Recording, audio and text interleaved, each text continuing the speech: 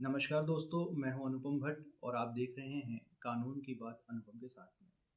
दोस्तों, आज के इस एपिसोड में हम AIBE एग्ज़ाम के संबंध में चर्चा करेंगे तथा इस एग्ज़ाम को पास करने के लिए क्या स्ट्रेटेजी हमको अपनानी चाहिए, इसके संबंध में हम बात करेंगे।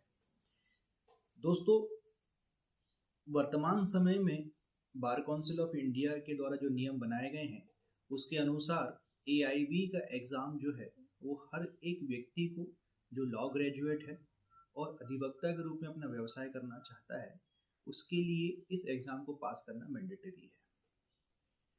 इस एग्ज़ाम को पास किए बगैर कोई भी स्टेट बार काउंसिल, जहाँ पर आप सर्वप्रथम लॉ डिग्री प्राप्त करने के बाद अपने आप को अधिवक्ता के रूप में रजिस्टर्ड करते हैं, एक सर्टिफिकेट जिसे COP कहते हैं, सर्टिफिकेट ऑफ प्रैक्टिस, वो जारी नहीं करता है।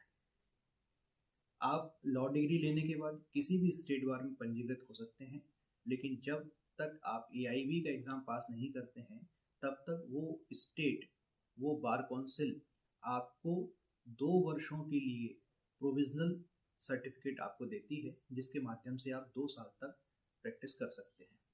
परंतु इन 2 वर्षों के अवधि में यदि आपने AIB का एग्ज़ाम क्लियर नहीं किया, तो वो रजिस्ट्रेशन आपका स्वतः निरस्त हो जाता है। अब जैसा आप जानते हैं कि AIB जो एग्ज़ाम है, ये क्वालिफाइंग एग्ज़ाम है। इस पे रैंक से कोई अंतर नहीं पड़ता। मतलब आपको इस एग्ज़ाम को सिर्फ पास करना है। यदि ये एग्ज़ाम आपका पास हो जाता है, तो आप अधिवक्ता के रूप में प्रैक्टिस करने के लिए सर्टिफिकेट ऑफ प्रैक्टिस प्राप्त कर सकते हैं। इस एग्ज़ाम में रैंक आने से आपको कोई फ़र्क नहीं पड़ेगा। अब इस एग्ज़ाम में कोई नेगेटिव मार्किंग भी नहीं होती है। 100 प्रश्नों का एक प्रश्न पत्र आता है, जिसमें प्रत्येक प्रश्न पर 1 नंबर होता है और आपको इस एग्ज़ाम को पास करने के लिए यदि आप जनरल कैटेगरी से हैं, तो आपको मिनिमम 40 नंबर लाने हैं, 40% नंबर लाने हैं, और यदि आप SC, ST या OBC कैटेगरी के कैंडिडेट हैं, तो आपको 35% अंक लेके आने हैं। अच्छी बात यह है कि ये एग्ज़ाम जो है एक ओपन बुक एग्ज़ाम है, जिसमें आप संबंधित विषय की किताब को आप खोल के पढ़ के आप उसका एग्ज़ाम के आंसर लिख सकते हैं।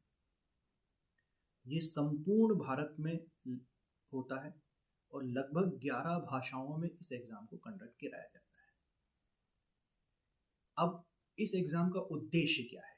इस एग्ज़ाम का उद्देश्य ये होता है कि जब आप लॉ ग्रेजुएट होने के बाद आप अधिवक्ता के रूप में व्यवसाय के लिए शुरू करना चाहते हैं, तो एक बेसिक कॉम्पिटेंसी जो होती है कि एक सामान्य समझ जो अधिवक्ता के रूप में आपको कार्य करने के लिए लगती है, वो एक इस बात का आंकलन करने के लिए इस एग्ज़ाम को लिया जाता है।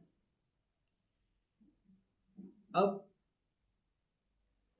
और इस एग्ज़ाम में लगभग 19 विषयों को शामिल किया गया है।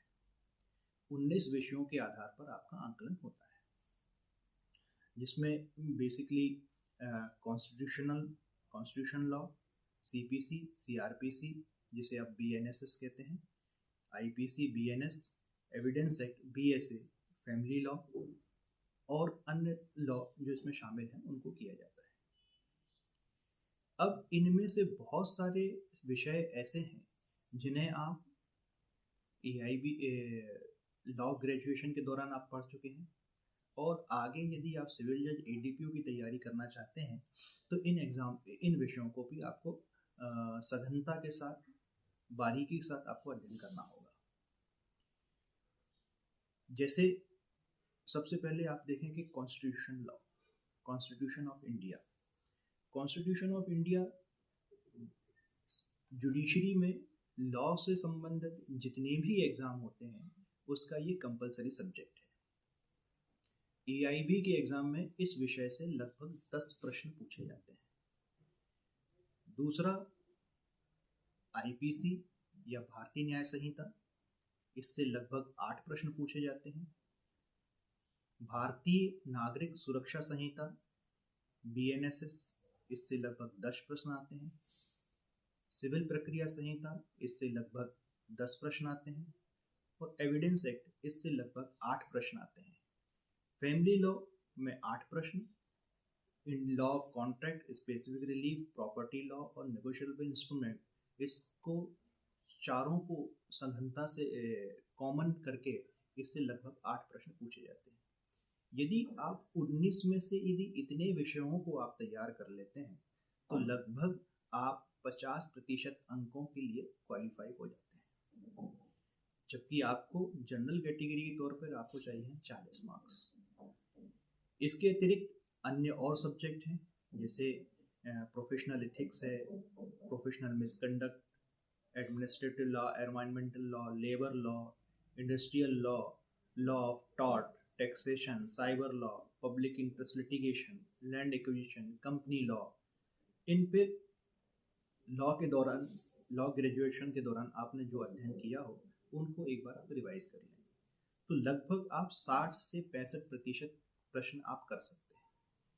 और 60 में से 65% अंक करने के बाद आपको 40 नंबर चाहिए हैं, जिससे हम उसको पास कर सकते हैं। इस एग्ज़ाम के देते समय सबसे बड़ी गलती ये होती है हमारे साथ, वो ये होती है कि हम 100% पेपर सॉल्व करने की कोशिश करते हैं, जिससे जो प्रश्न हमको पहले बन रहे हैं हम उनको भी छोड़ देते हैं और अपना टाइम हम उसमें कंज्यूम कर लेते हैं। तो कोशिश ये करें कि पहले प्रश्न जो आए हैं पेपर को पूरा पढ़ लें, और जो प्रश्न आपको पहली नज़र में बन रहे हैं पहले आप उनको सॉल्व कर लें, और फिर ऊपर जो 6-7 सब्जेक्ट अब मैंने अभी आपको बताए हैं उन विषयों के प्रश्नों को आप करना शुरू करें। यदि उन विषयों को, ऊपर के 6-7 विषय जो आपको आगे जाके सिविल जज के एग्ज़ाम में या एडीपीओ के एग्ज़ाम में आने वाले हैं, यदि उनको आप अध्ययन कर लेते हैं अच्छे से, क्योंकि वो विषय ऐसे हैं जो आपको अधिवक्ता के रूप में व्यवसाय करते समय दिन प्रतिदिन काम में आने वाले हैं। यदि उन विषयों का आपने अध्ययन अच्छे से कर लिया तो इस विषय में तो एआईबी का एग्ज़ाम आपका आसानी से निकल सकता है।